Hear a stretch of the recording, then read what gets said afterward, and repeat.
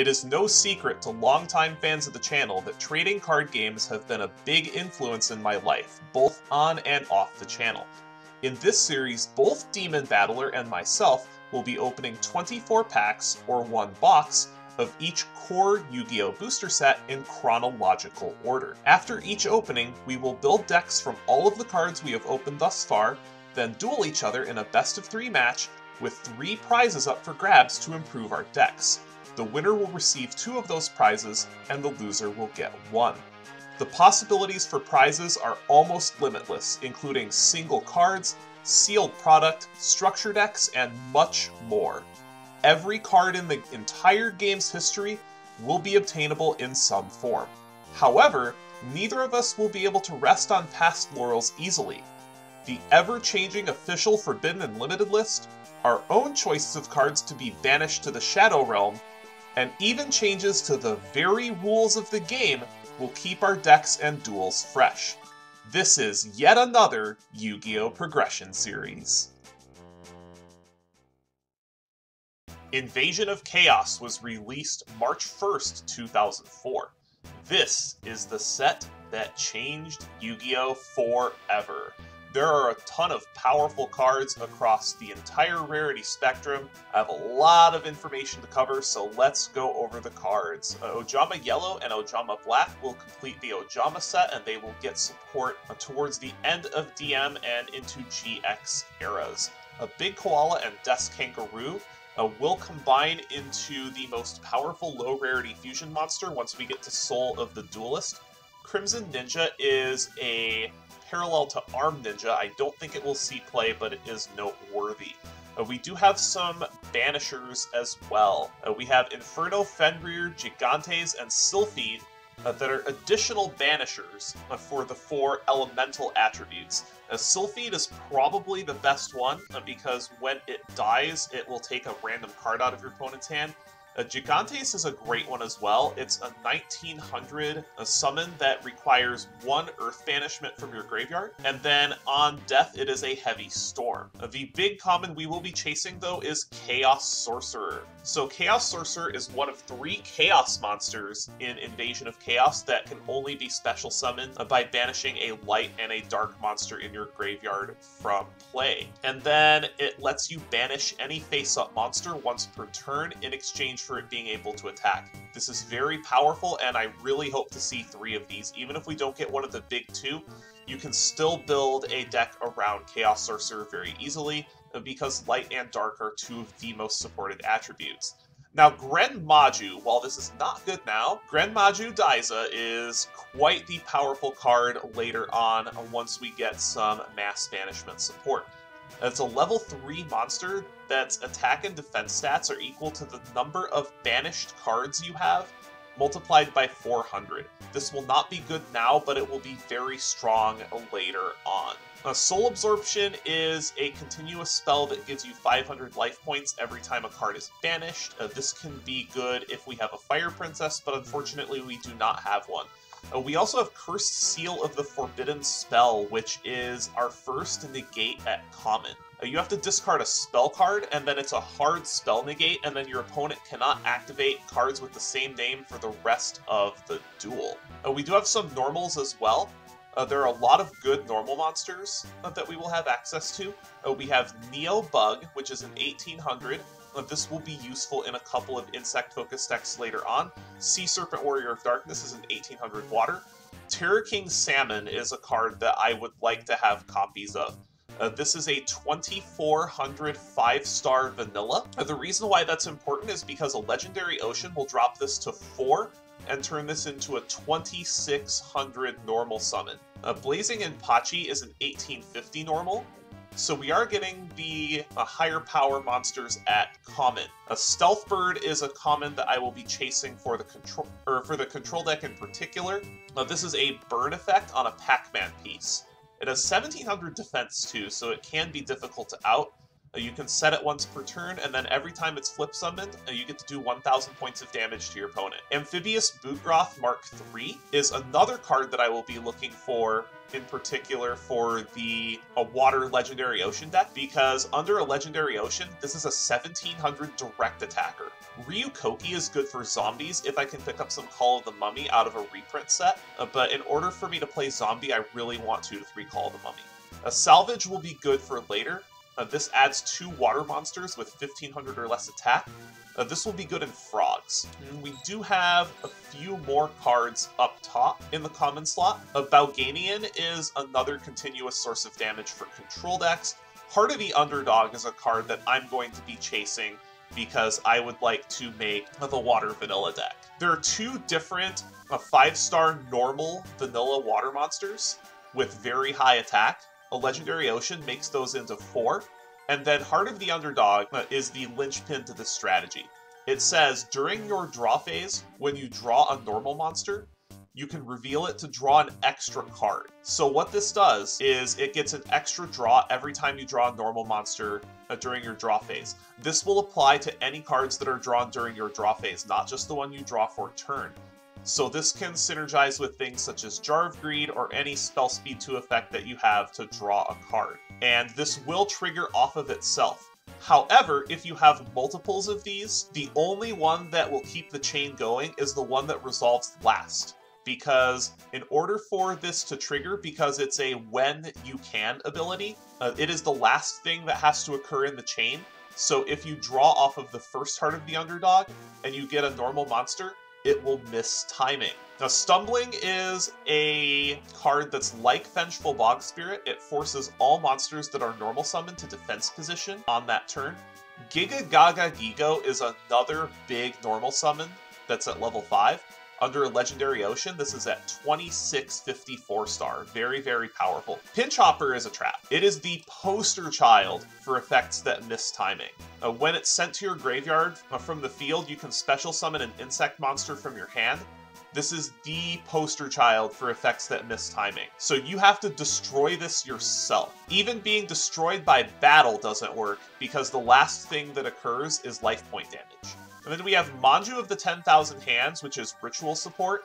It is Sonic Bird and Senju on 1 card. This is a card that I'm looking to pick up 3 of so that I can play that Shinado King of a Higher Plane that we opened in our last match. Smashing Ground is probably the biggest common that's up here. This is 1-for-1 premium removal that has seen all kinds of constructed play. This destroys the face-up monster your opponent controls with the highest defense. Very, very powerful common, and we're going to want to pick up 2 to 3 of these. And then Earth Chant is a common ritual support for Earth monsters. It is identical to Contract with the Abyss. However, it is for Earth monsters instead. Moving on to the rare slot, we've got a lot of powerful rares as well. We have Berserk Gorilla, which is our first 2k normal summon. The only real drawback to this card is it has to attack if possible, but this will see all kinds of play. It is also Beast type, and we will be getting a lot of Beast type support in the next few sets. We have Mad Dog of Darkness, which is a vanilla 1900. This will see play in the aggro decks if we get it. Enraged Battle Ox is our first piece of Beast support. It gives all Beast Warriors, and Winged Beast monsters piercing. And it's a 1700 body too, so this is a nice card that I would like to pick up a couple of for the beatdown decks. Dark Triceratops is a pretty respectable 1 tribute. It's a 2400 1 tribute that has innate piercing, which is very powerful against the slower decks. Mataza the Zapper is a card that I would like to see 3 copies of, specifically for the Maha Vilo deck, because it is a double attacker, and it's actually got a pretty good size. Then the last really noteworthy rare that we have is Compulsory Evacuation Device, or Compulse. This is simply a Spell Speed 2 bounce. This gets very powerful once we get more summoning mechanics, because this can be a very clean out to extra deck monsters that have a lot of protection. The super rare slot is pretty hit or miss. There aren't a lot of good ones, so I'll try to go over the ones that are good. The best one, generically, is probably Freed the Brave Wanderer. This is a 1700 light monster that's a warrior, so it's very easy to search out. and then you can banish 2 light monsters from your graveyard to destroy a face-up monster with higher attack than a freed. So this can be very good for outing boss monsters. A DD Scout Plane is a card that won't be good now, but once we get enough of these reprinted at low rarity, and there is a reprint that we will have at rare. This is a pretty cute card. It will come back during the end phase if it is banished. So you can use this for resource loops with cards that require you to banish monsters from your graveyard. This is one of my pet cards in GOAT format and in Edison format specifically. And then the only other super good card that I like in here is Trap Jammer. So Trap Jammer is a counter trap that can only be activated during the battle phase. Most trap cards do get activated during the battle phase, so this can be a negate for something like Mirror Force or any counter trap your opponent may play. There is one other interesting card. It is Orca Mega Fortress of Darkness, just by virtue of being a large 5-star that you can send out during a Legendary Ocean for no tribute, and then it has some removal abilities that require you to play some subpar monsters, but it could make the cut depending on how many of the big 2450s we get. All the power in this set is at the highest rarities, Ultra and Secret, including 2 of the most legendary monsters in the entire game. 2 rare cards of such power, duelists have scoured the world over to add them to their collection.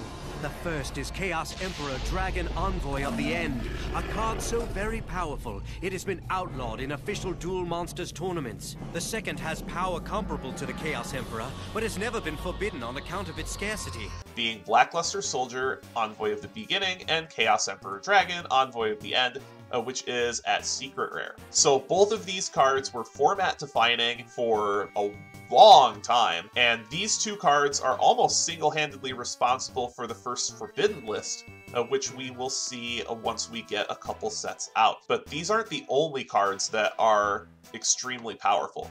A Strike Ninja is a pet card of mine that I wouldn't mind seeing. This is one of the first ways to abuse DD Scout Plane, but that's more constructed material because a Strike Ninja and DD Scout Plane are both at the hollow slot. But this is one of the first monsters with a quick effect that works on field.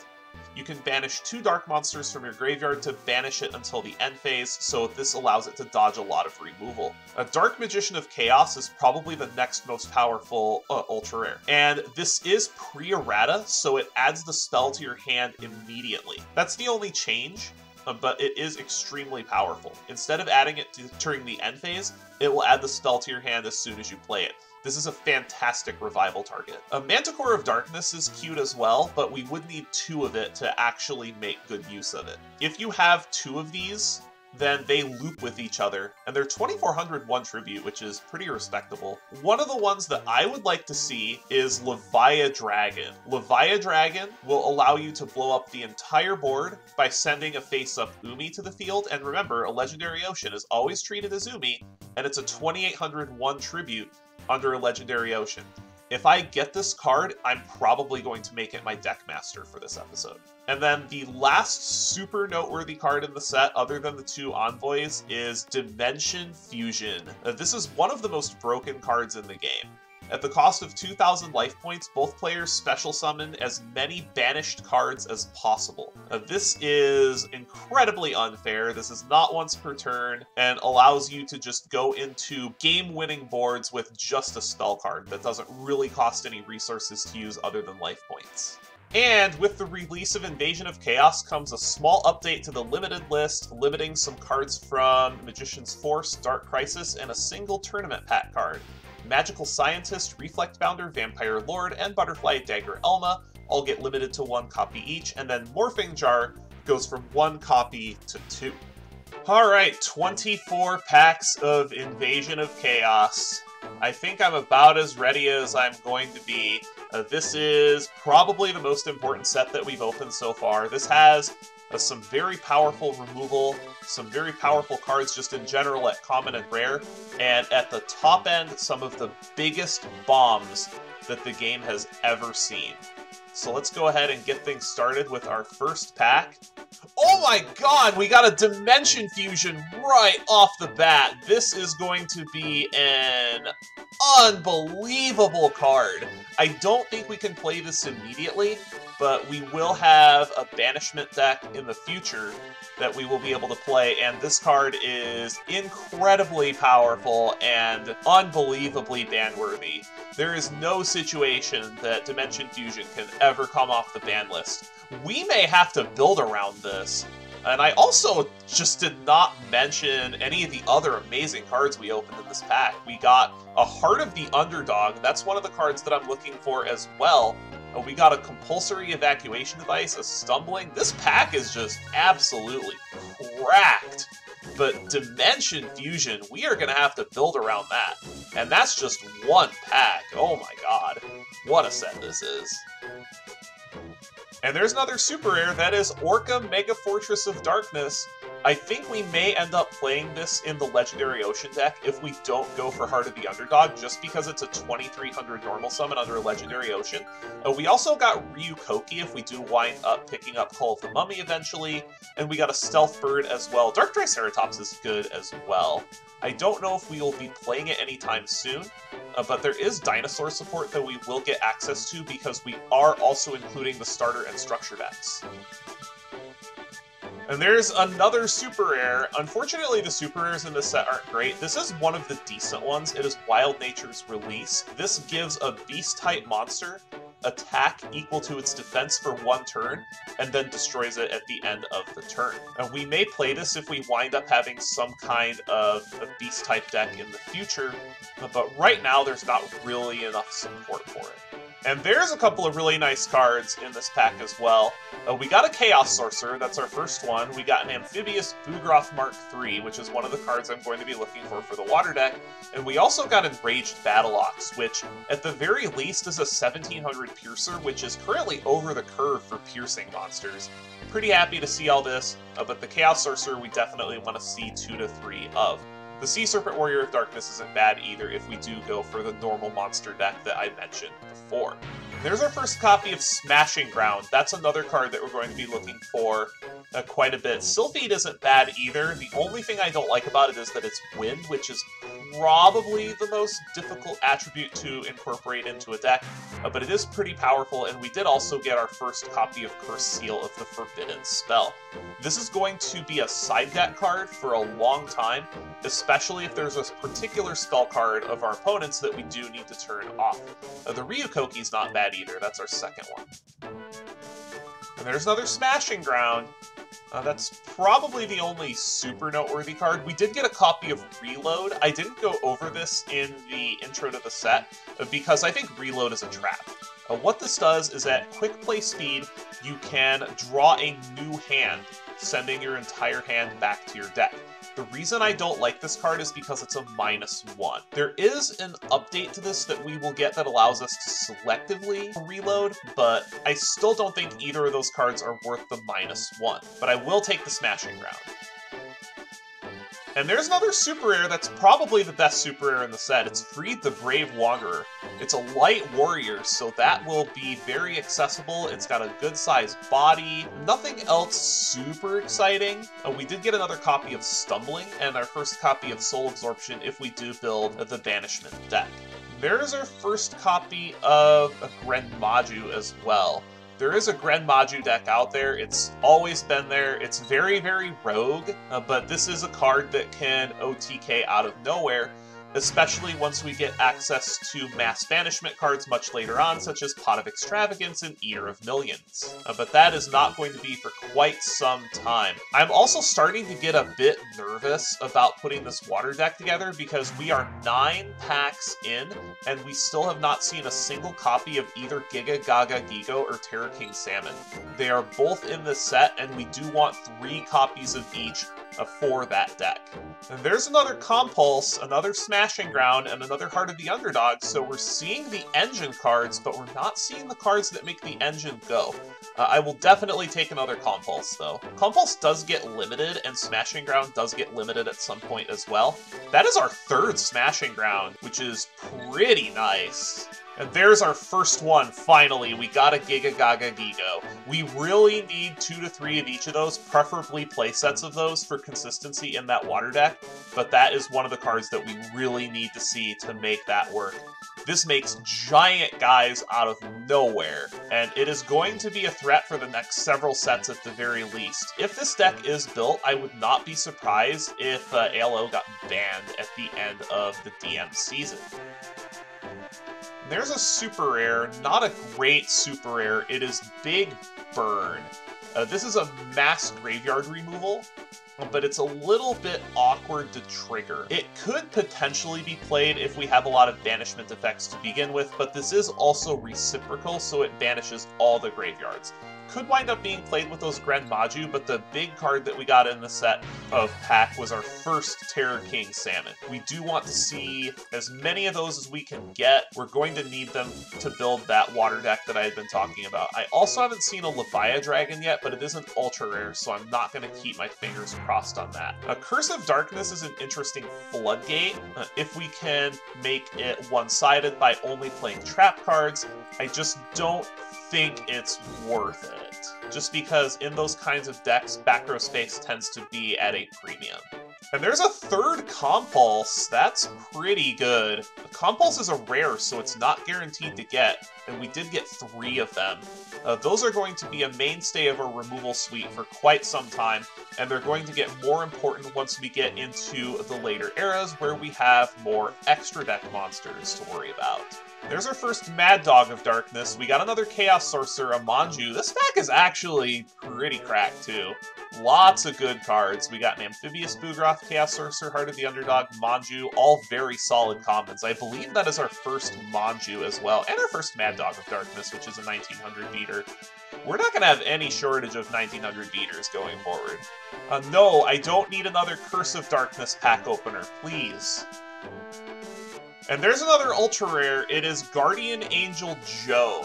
Guardian Angel Joan is a big bomb that allows you to regain life points when it destroys a monster. It's a 2800 light 7-star, which could potentially be used with some cards such as Tribute Doll. But I don't think we're going to wind up playing this. It is also a fairy, so if we do get access to Valhalla later, that could be a pretty good target for Valhalla. Unfortunately, most of the fairy deck is pretty high rarity, so I don't think it's going to come to fruition, but it is something noteworthy. That is our second Stealth Bird. I would like to see one more Stealth Bird.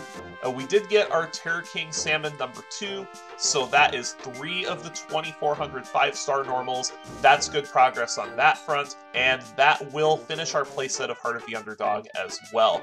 So that deck is on the table. I would like to see one more, either Terror King Salmon or Giga Gaga Gigo for consistency, but I do like this deck going forward. It would be great to pick up a Leviathan, because then we would have a fantastic deck master.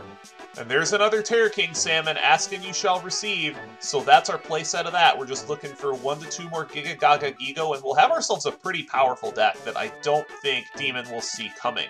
That is also our first Gigantes, which is pretty good. It's a Heavy Storm on legs on a 1900 special summon, and we are lacking in special summons. And I think that's our 4th or 5th Smashing Ground. We have our playset, so we don't need to see any more of those. But a solid pack overall.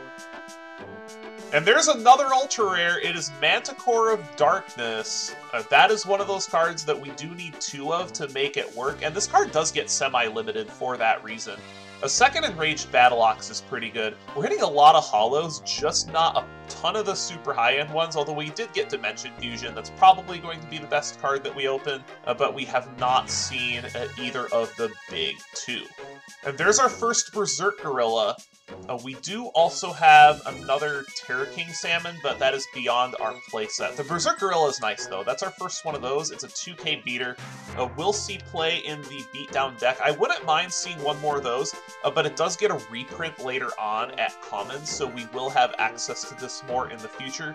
But that will be a good candidate for the Skill Drain Final Attack Orders deck.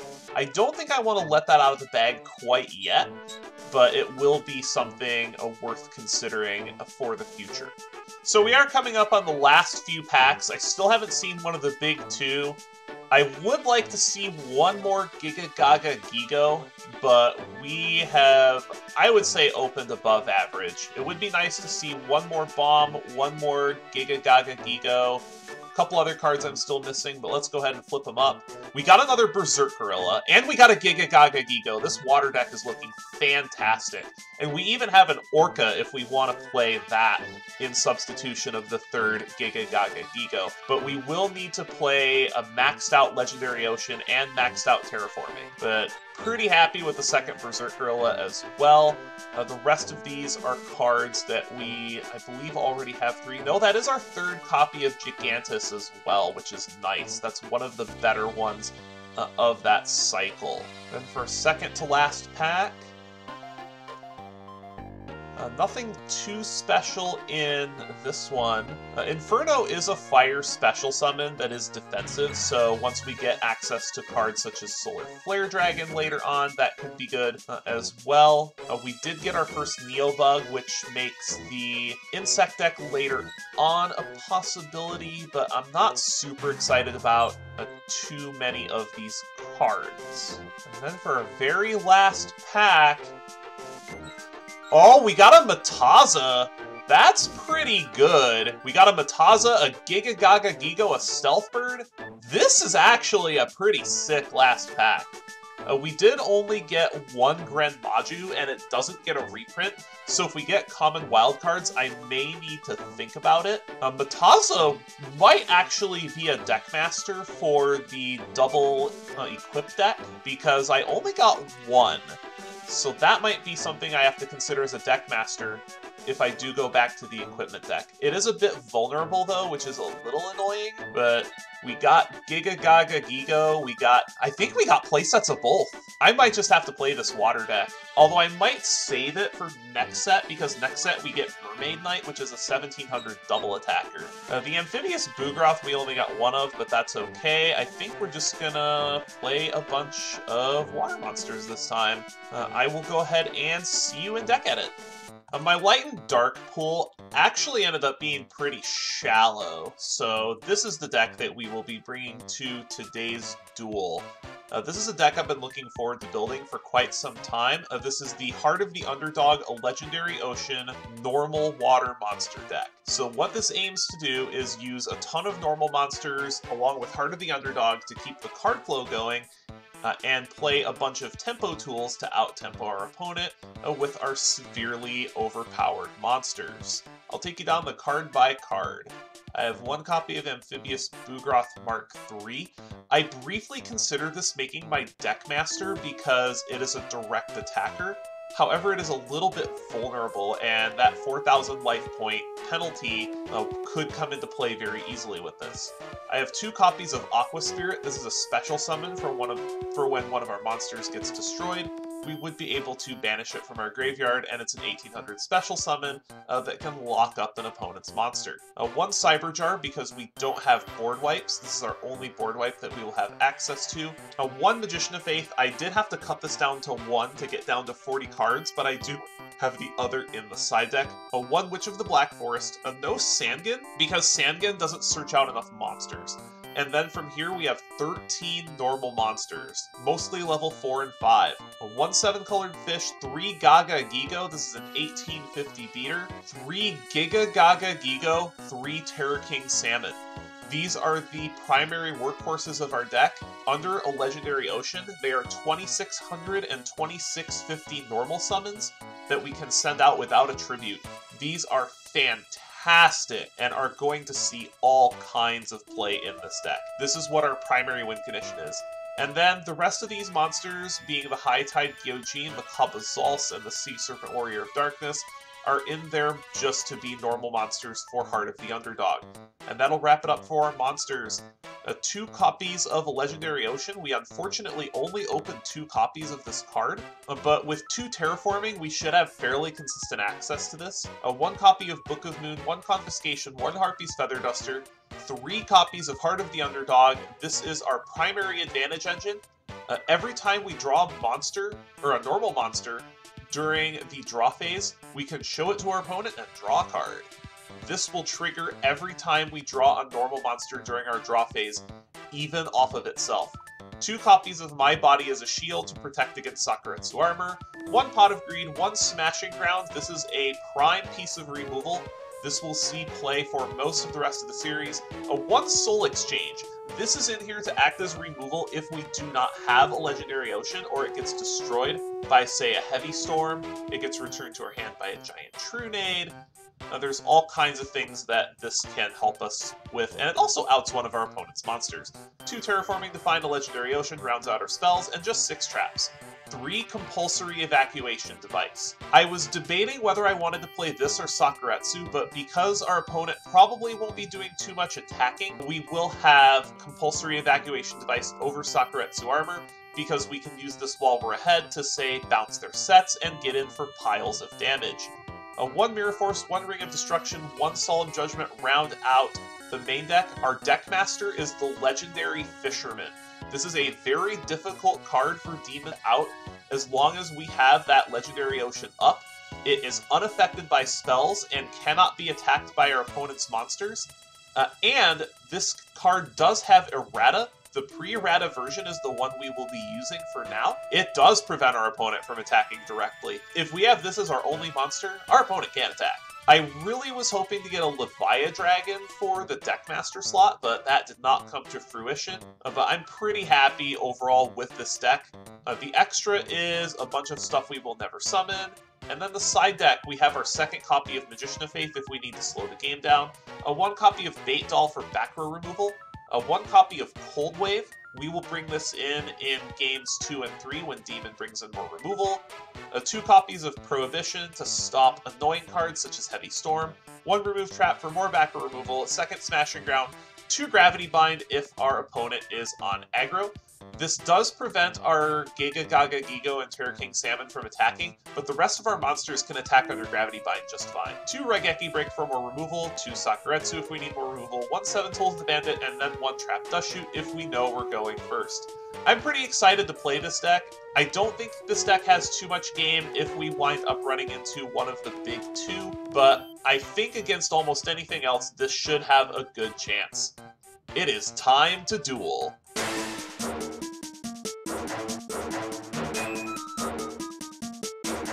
Well, we're here. Yep. We're here. We're finally at the big one. The set that changed Yu-Gi-Oh! Trademark. Yep. This left a very lasting impact on the game across the rarity scope, except Super Rare. The Super Rares in this set are horrible. Yeah, this is one time where hitting a Super Rare as your holo was kind of a bummer.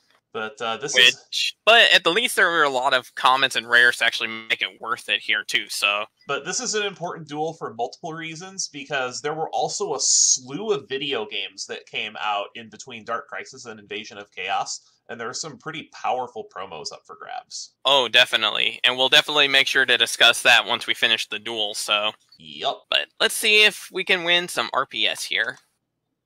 Nope. Darn it, MBT has failed me.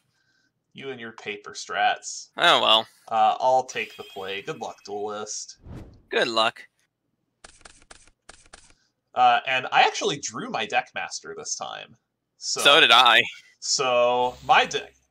Oh, you're on the combo, I see. So my deck master is going to give it away. My deck master is the Legendary Fisherman. And this is pre-errata Legendary Fisherman, too. So for those of you that are unaware of how the Legendary Fisherman originally worked, if he is the only monster on your field and you control Umi, that does lock your opponent out of attacking. So I will go ahead and begin by drawing a card for my turn, moving to the standby phase, moving to the main phase. I will activate my Pot of Greed, because I feel that's a good way to start this duel. I think this is also a very good way to start this duel off. So, what you got? You're gonna see my strategy front line and center, and I hate that. Interesting. Well, first of all... The worst part is I had the whole fucking setup start... Well, just about to. Well, first of all, the Raigeki is gone. Okay. So your hand is Blasting the Ruins, Royal Magical Library, Heart of the Underdog, and Soul Tiger. That's good to know. I will go ahead and set a monster, set a back row, and activate Heart of the Underdog. God, okay. Card's good. Go ahead. Yeah, it is. Draw. Standby main. Well, could be anything, but I'm going to set a card. And I'm going to fire off my own Heart of the Underdog. You got it.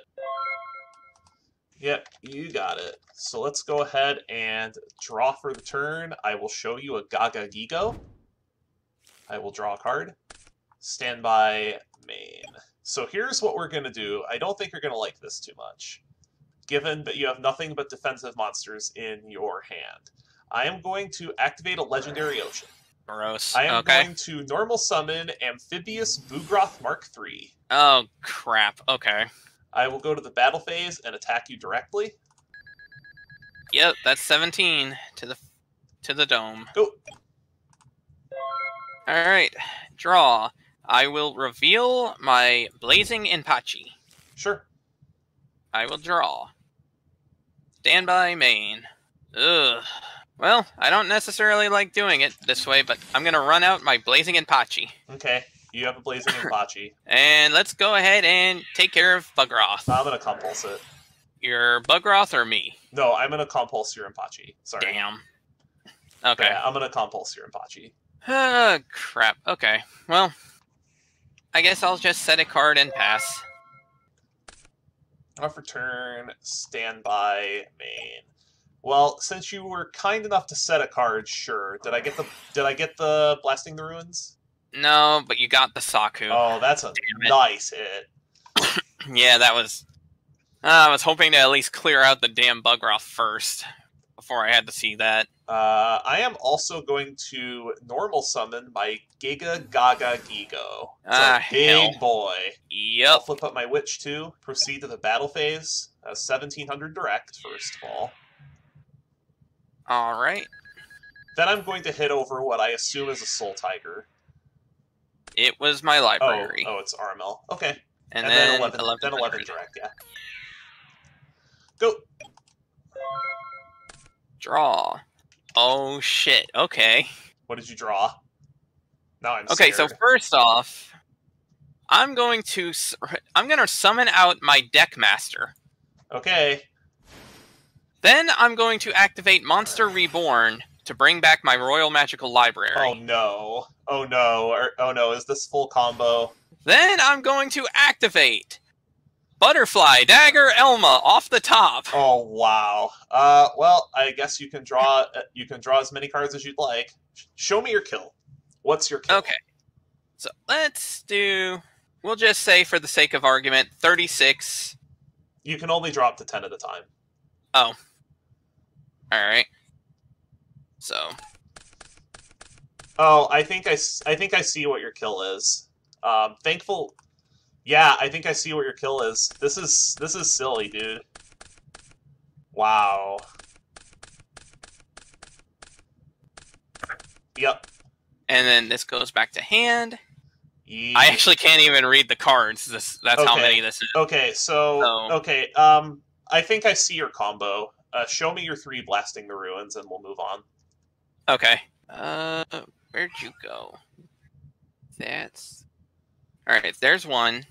You probably should have thought about that ahead before I decided to just say screw it and add all of them at once. Because you do have... I also just need to make sure that the math on this works out. Because you do have enough cards to be able to discard down the hand size, correct? I should be able to, because are you playing 40? I couldn't remember if you're playing 40. I'm playing 45. 45? Yeah, that's enough. And so wow. I can't believe I actually managed to pull that one off. Wow.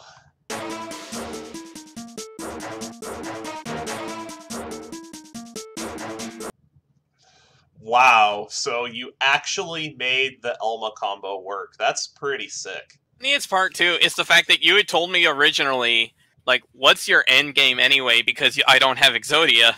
I was like, I need to find something.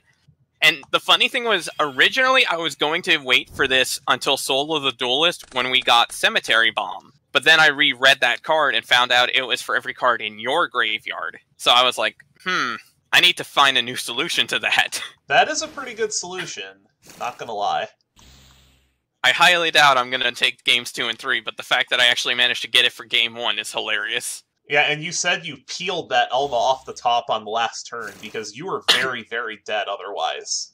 Oh yeah, I was absolutely doomed otherwise. Draw for turn, Like, stand by main. Normal summon a Bungus. Set a couple. Go. alright, draw. Stand by main. I'm going to set a card, and then I'm going to activate Stumbling. I was wondering if you would be on Stumbling.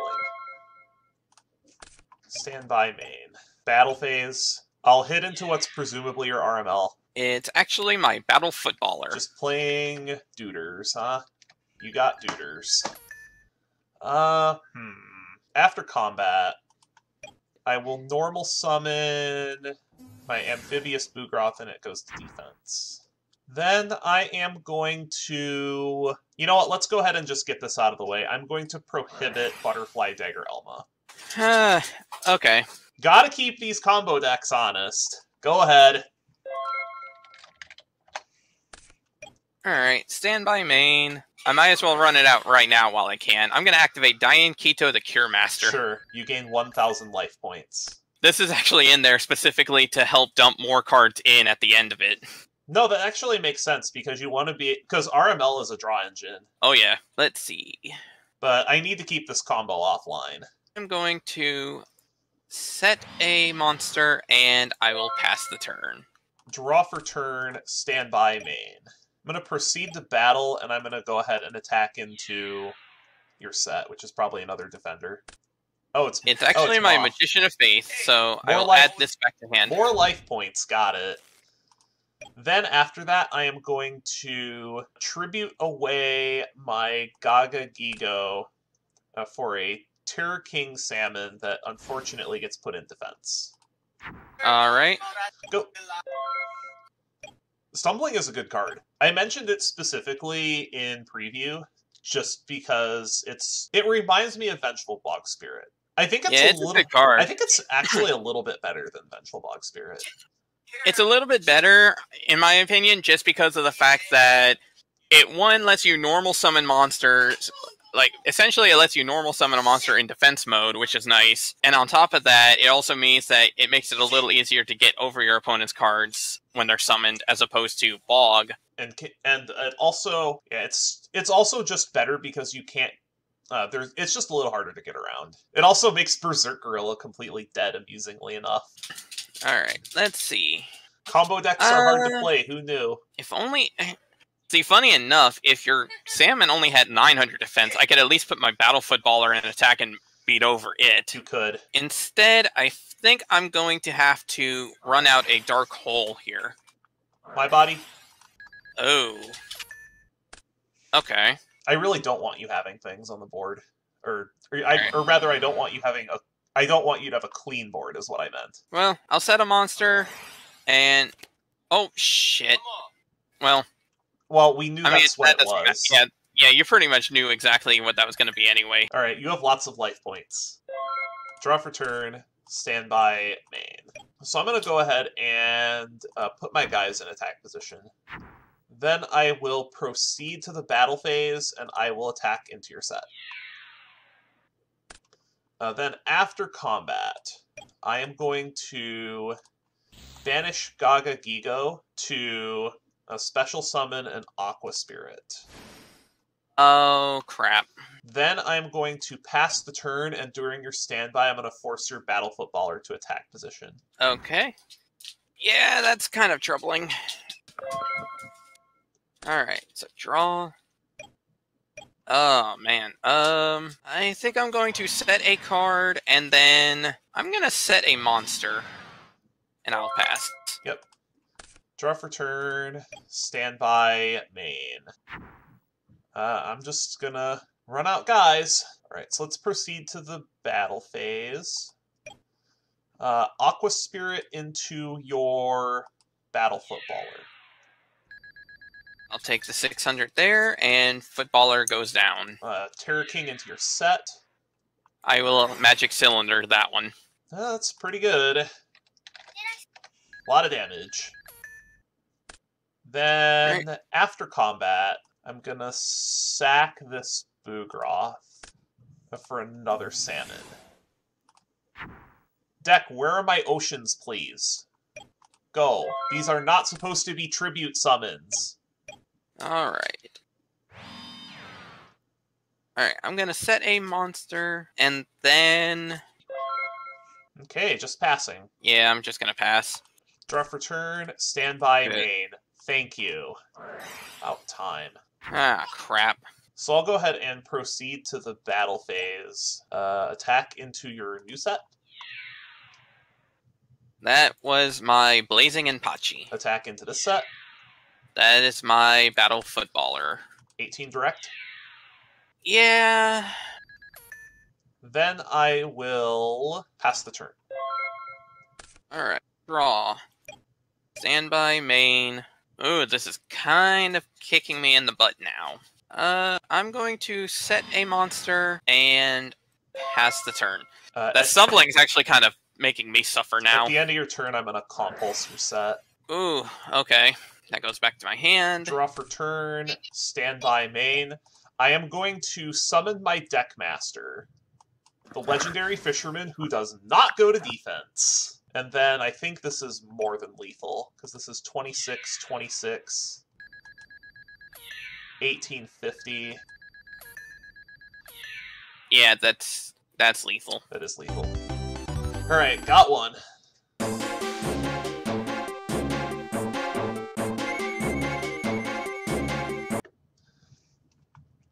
Well, this time you're on the play, I'm assuming. So that'll change the dynamic of the game, but... Yeah. Pretty impressed with how this deck has performed so far. Alright, so game 3, let's see what we're gonna have here. Honestly, getting the first draw is really big for you. I drew him again.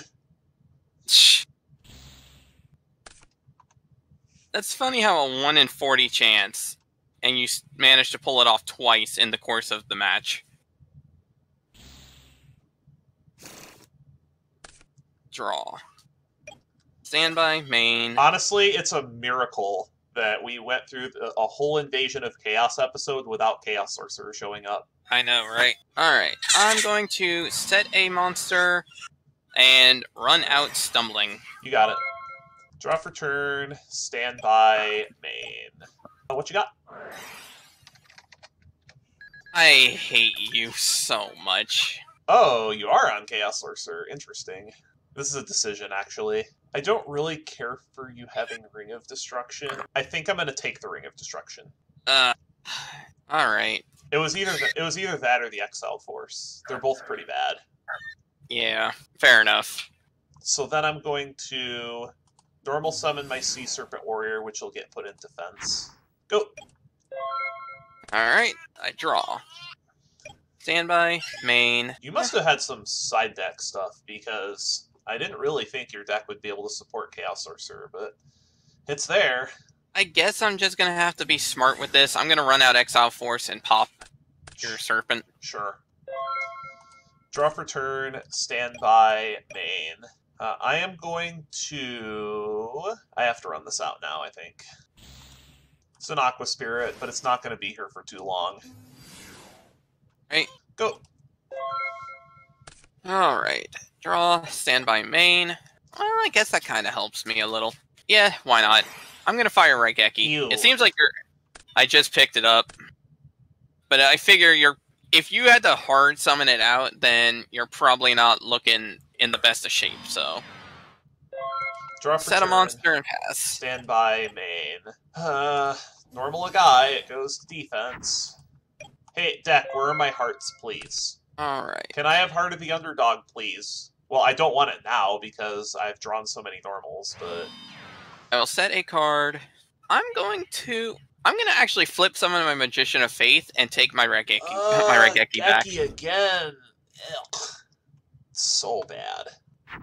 And as much as I don't like running this out on Kabazals now, I have to keep you off a monster so I can at least get that one turn reprieve going.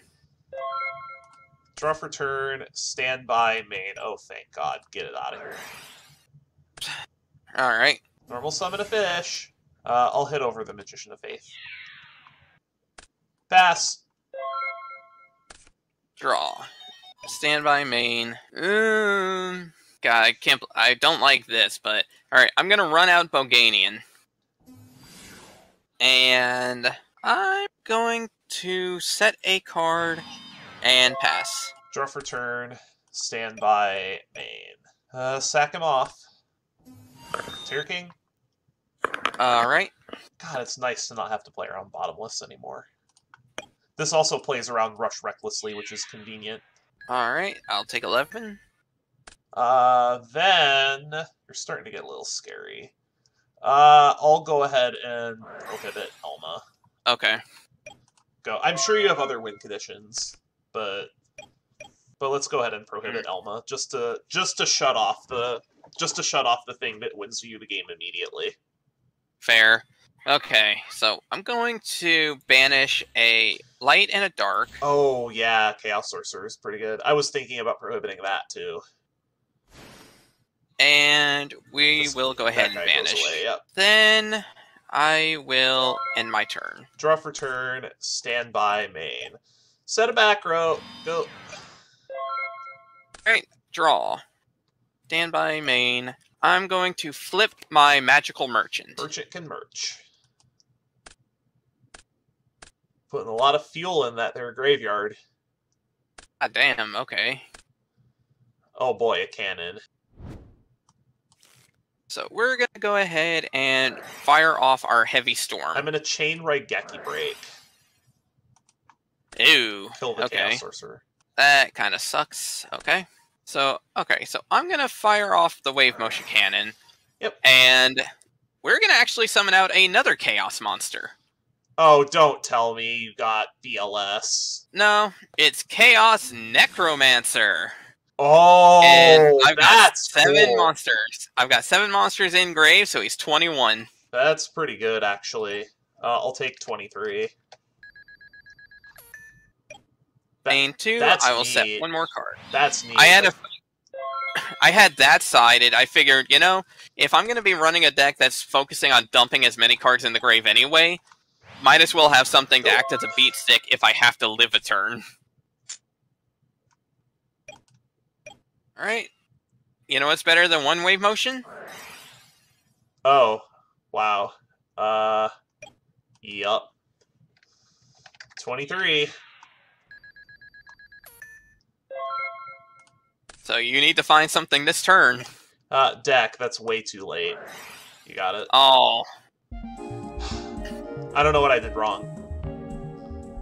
Honestly, I think it just boiled down to not pulling AOLO fast enough. I think that was it too, because I drew. That's one of my concerns about this deck. Oh, that's another thing I was thinking about doing is instead of prohibiting Elma, I was actually thinking about prohibiting Sack. Do you have terraforming in here? Yes. Okay. Yes, I play terraforming and I just never drew it. I'll be honest, this was one of the dumbest things I had ever thought to build. Like, I really didn't think it was going to work. Also, yeah, I don't have BLS. I wasn't actually playing hard removal. My whole... Oh, yeah. Yeah. That's what I figured. Here's the reason why this wasn't the core focus of my deck. I pulled CED, but I pulled 1 Sork, I pulled 1 Smash and Ground, I pulled no Compulse. Oh, geez. Yeah. I hit... But for hollows, I hit... Let's see. I hit a Big Burn. I hit DD Scout Plane. Dedication through Light and Darkness. Oh, I hit Freed. I hit Wild Nature's Release. Dark Mirror Force. 2 Strike Ninja. And so I hit nuts on hollows, but I just couldn't get the low rarity stuff to save my life. Oh, 2 Strike Ninja? I'm jealous. Like, that's like... I think it was like the second pack, too, that I hit my first one. And the crazy part was I hit like hollow, hollow, hollow, back to back to back in 2 separate situations. I only got 1 crazy card, but I'm gonna keep that a secret until I can make a deck around it. I gotcha. Like, I got 1 really crazy card. But the whole idea of this deck is, well, yeah. Yeah, you just run out this, because I got just the nuts for building this deck. Oh, I'm sure. See, I thought about this because I think I have like 3 AOO. I got playsets of each of the big guys. I got playsets of each of these guys. I was just a little bit nervous about it because I only have 2 ALO. See, I got 2 AOO, and I had considered doing this. However, my problem was I don't have any Gaga Gigo. I think I only pulled 2. Yeah, I pulled 1 Giga Gog. I have 3 Terra King Salmon, but that's, like, in terms of powerful waters, that's it. Like, I just don't have what I need to really build the water deck out too well. Oh, I got playsets of everything, basically. The only thing that I only got one of is I only got one Boogroth, but that's okay. Honestly, I'm not even sure if I have Boogroth. Honestly, the biggest reason why it's a common. The biggest reason why I built this deck is because not just the waters, but because I pulled a legendary fisherman out of Pharaoh's Servant, and this is a deck master that is really difficult to kill because you can't attack it, you can't kill it with Dark Hole or Raigeki. You basically have, like, game 1, you have to have a sack, and I'm playing My Body's main. So it's really hard to kill this guy. Like, you can sack. Right, so I have to just straight up beat over it, essentially. You can't attack him. Oh yeah, true. Like, that's what makes him so good, is you can't attack him. But I think this was pretty crazy that you actually got your combo off in game 1, and then I do like the transformational sideboard. That's pretty cool. Unfortunately, I just top decked the Judgment. Judgment is such a terrible top deck. It is. It's a good card for if you're already well established, but when you're kind of running out on, when you're got nothing on the field, it's not a good card to have on hand because it deals with problems coming in, but it doesn't deal with the threat on the board. No, it doesn't. And my big problem is, unlike you, I don't have board wipes. Where, like, Dark Hole would be super good in this deck because I could normal summon my Deckmaster and Dark Hole because it won't die to it. Right.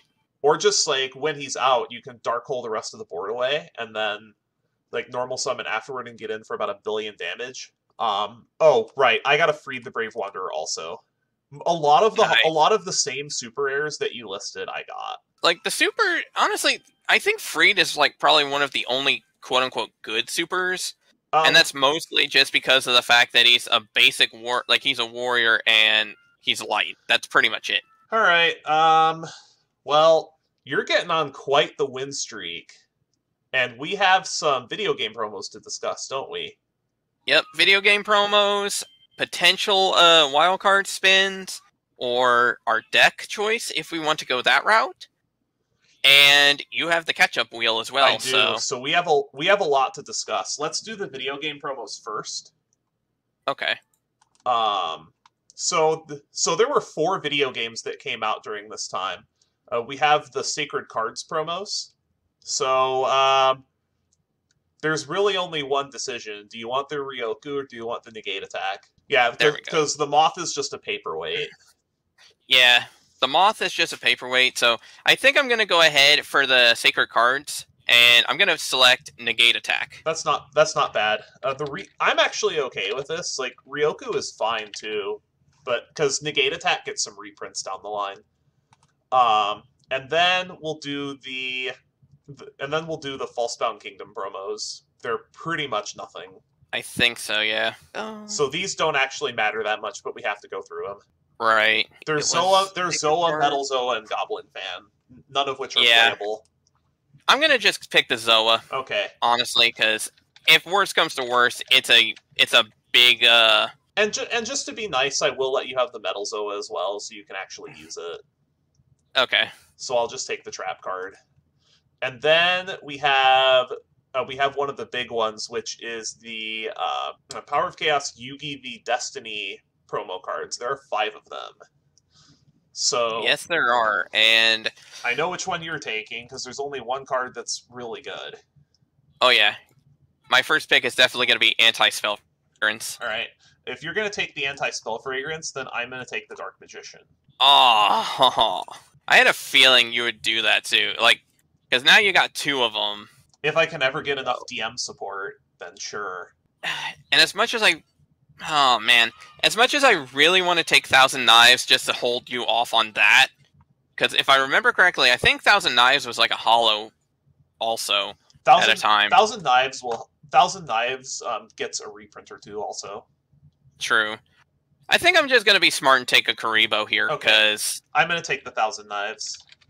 Alright, which leaves the Windstorm of Iquata, so... Like, that's not a terrible card. It's basically zero gravity. Yeah. And then I keep forgetting it. I keep mixing that one up with the Malevolent Catastrophe, though. And then the big one is the World Championship 2004 promos. So, the 3 promos in here are Fairy King Truesdale, which is not very good. But we have Kinetic Soldier and Slate Warrior. Those are both really strong cards. Oh, yeah. Do you want the Kinetic Soldier or do you want the Slate Warrior?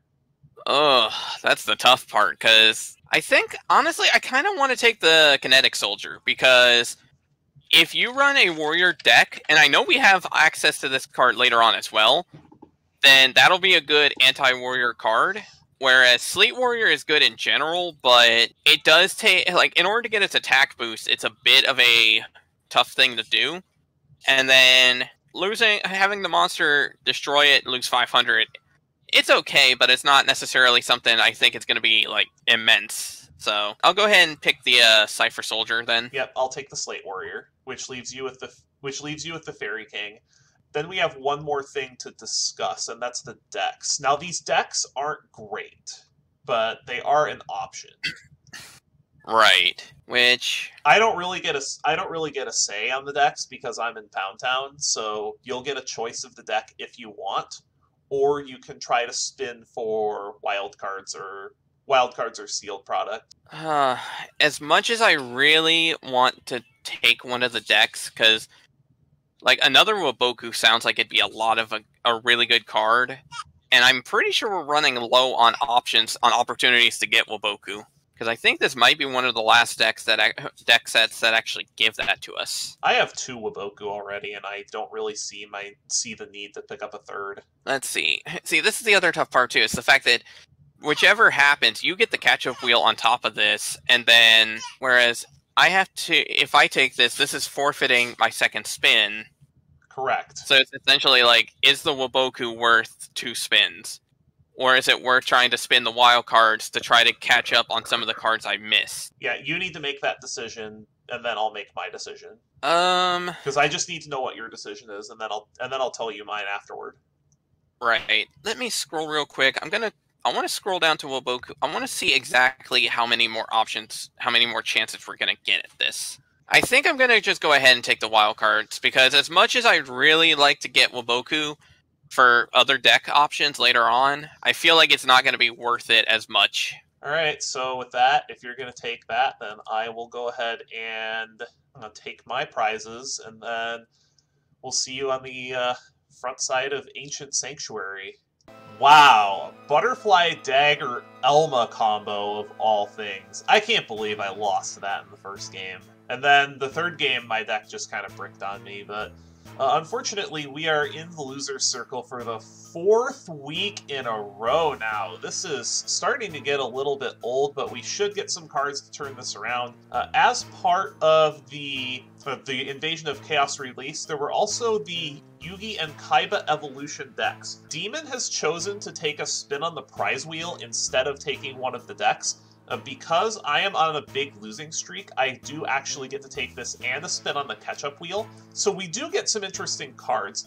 We do get Shadow Spell. That's pretty nice. We do also get the dragon components that are exclusive to this deck as well. So we get the Flute, we get the Lord of Dragons. We get another D-Spell for backer removal. We get another Soul Exchange, which is pretty good. A Soul Exchange is a pretty strong card that we'll have access to. We get another copy of Just Desserts, which is sweet. So we'll have 2 copies of Just Desserts for the control deck. There aren't a lot of cards that I was interested in out of this deck, but we do get some pretty fantastic pickups. I did briefly consider taking that for the 3rd Waboku for the Yugi deck, but I think it's going to be more important to get some of the things out of this deck in the immediate term to try to snap our losing streak. And that second copy of Just Desserts is going to be huge. But we do need to go to the main event, which is our spin of the catch-up wheel. If we get a ban, I'm probably going to ban Monster Reborn, because Monster Reborn is such a big problem.